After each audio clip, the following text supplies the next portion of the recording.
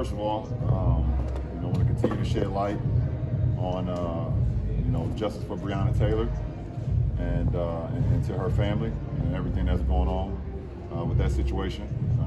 To answer your question, we want to just try to get better. We use this moment as a training camp to continue to implement our identity. Our identity is to defend, share the ball, push the tempo, and play together. So I think we was able to accomplish that to as close as 40 minutes as possible.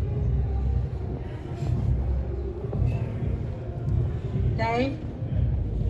Hey, LeBron, David Benjamin. We're used to seeing you write BBZ or Savannah or Gloria or Strive for Greatness on your sneakers. Obviously, you had the Breonna Taylor message today. I'd just like to ask you about putting the message on your sneaker. And then also, what would you like to see the next step occur in terms of getting justice for her family? Well, we want the cops arrested who committed that crime. Obviously, in the state of Kentucky, what's going down there, I know a lot of people is feeling the same. And us as the NBA and us as the players, me as one of the leaders of this league, I want her family to know, and I want the state of Kentucky to know that we feel for it and we want justice. And that's what it's all about. What's right is right and what's wrong is wrong. And this is a wrong situation that's going on in my eyes and it's in a lot of other eyes, not only here in America, but I bet in the world as well. Tanya? This feels hard to transition to, but the atmosphere that you guys had tonight, I mean, you guys were so animated and loud and very into it, despite having no crowd here. Can you just take us through what that was like and if it mattered to you guys? Well, the same energy that we had on the floor is the same energy that we have towards having justice for Breonna Taylor and her family. And that's the energy that we bring to the game. And that's just who we are. We got a close-knit group. We have a lot of togetherness, a lot of brotherhood with this franchise, and we care for one another not only on the floor but off the floor as well. So you got to create your own energy here. We understand that there's no fans.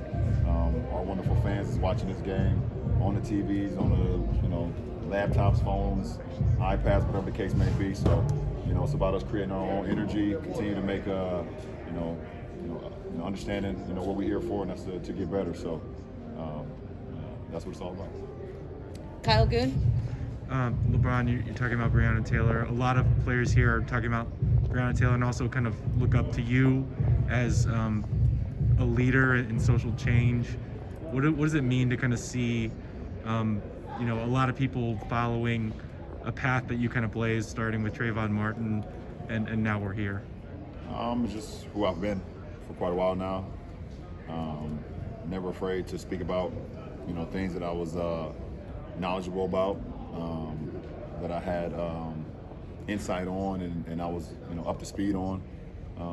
And with the Trayvon Martin case, that obviously years ago, with that situation, I spoke about that situation. With the George Floyd incident that happened not too long ago, that's a horrible incident, and also obviously the Breonna Taylor situation. And it's unfortunate that it's fortunate that we had the George Floyd video to see it. I mean, is that what we need, to see a video of Breonna being killed, for people to realize how bad the situation is? I don't even believe they was at the right place, right? The cops wasn't even at the right place. They just knocked down the wrong door and started doing what they do at that point in time, and that's just shooting away, and that's just not okay. So I never shied away from being who I am and speak about things that not only affects me, that hit home for me, but also affect my community and affect black people, because we've been going through it a lot. I seen a video today of a black man inside like a Walmart or a Target or whatever, trying to buy a bike for his son, and the cops was called on him. He had a receipt and everything, and the cops was called on him. They arrested him inside the store and took him outside, and it's just heartbreaking, man. You guys don't understand unless you're a person of color. You guys don't understand. I understand that you might feel for us, but you can never really truly understand what it is to be black in America. So, but once again, that's what it's about. Dan Wilkie. Hey, LeBron. Along those lines, Kyle mentioned that Trayvon Martin photo. That's 8 years ago. Today, you played an NBA game on a court that says Black Lives Matter. Could you have imagined that movement, which kind of was spawned out of that Trayvon Martin tragedy, that it would reach this level where there will be months of basketball played with that everywhere that people look? Well, first of all, I love the game. I love the NBA. I love what we've built, not only here in America, but all over the world. I think this is the most precious, beautiful, impactful game in the world. But a lot of people kind of use this analogy talking about Black Lives Matter as a movement. It's not a movement. When you black, it's not a movement. It's a lifestyle. we sit here and say it's a movement, and okay, how long is this movement gonna last? Don't stop the movement.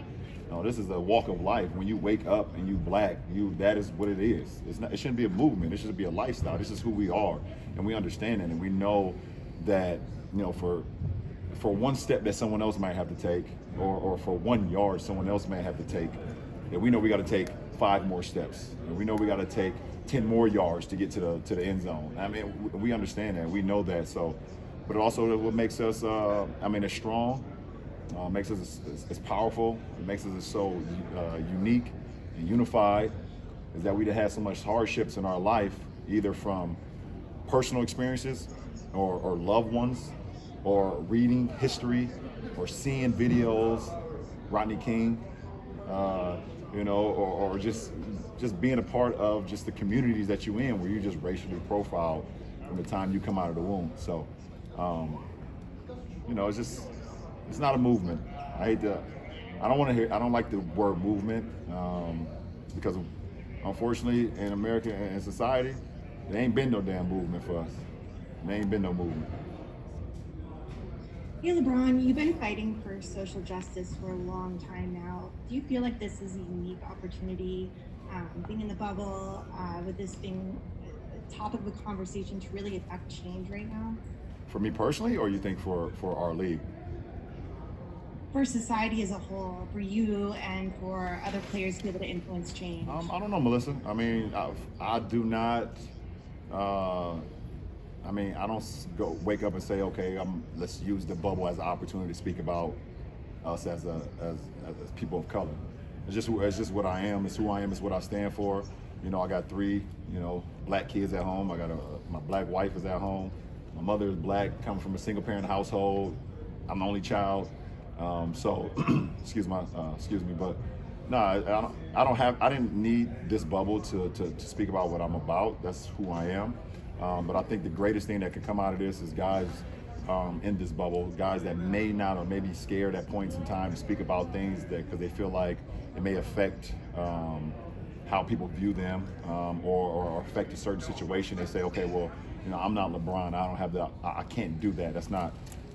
He can go up there and say that. It might affect, something going on in my livelihood, but, this opportunity is giving guys to really, truly just be like, okay, it's not, because it's a time where we are being heard.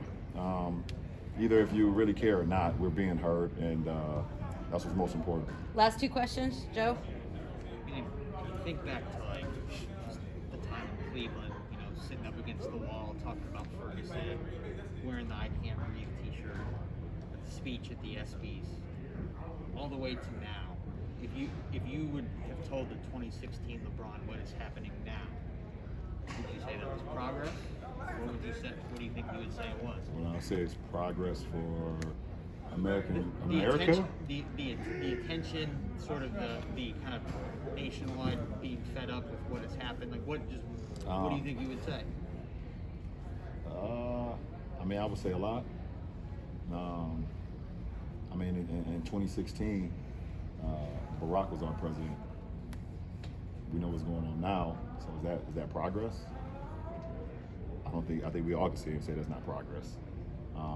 The conversations that's being had right now, and how many people are really listening, or just having the conversations, trying to make things happen. I think that's progress, but we got a long way to go. We got a long way to go, and until it's crazy because you look at just like common sense. Everyone knows what's right is right and what's wrong is wrong. Like, you just know that. mean, you don't have to like black people, or you don't have to care about what I talk about, or care what we're here all about, or care if Black Lives Matters on the court. But you know what's right is right and what's wrong is wrong.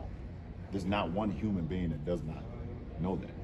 I mean, if you're a little kid and someone comes, you outside and it's recess, and a kid takes your juice box, that kid know that was wrong. It's just, no matter if you care or not, you know that's wrong. Why did you do that? You know it's wrong. So a lot of people kind of shy away from that. But until we just that's like one small piece of it, but it's a very intricate piece of it. Last question, Taylor. LeBron, you talked about what you want next for Breonna Taylor in terms of justice, but what do you want next in terms of us, in terms of Americans? What does an improved America look like to you? I mean, it's a great question, and it's something that I rationalize and think about it every single day.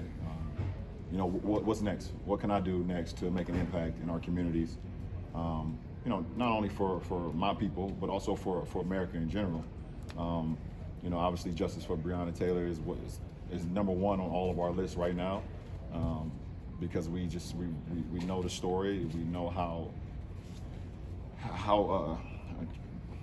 this is crazy what went on with that situation and how horrific it is. So, but for us as America to get better, that's a question that we kind of tinker with every day, and it's something that I play with in my mind every day, and listen to the people around me, and also listen to my family, things of that nature. But the conversations, people sometimes are just afraid to have a conversation, and I think one of the best things in life is communication.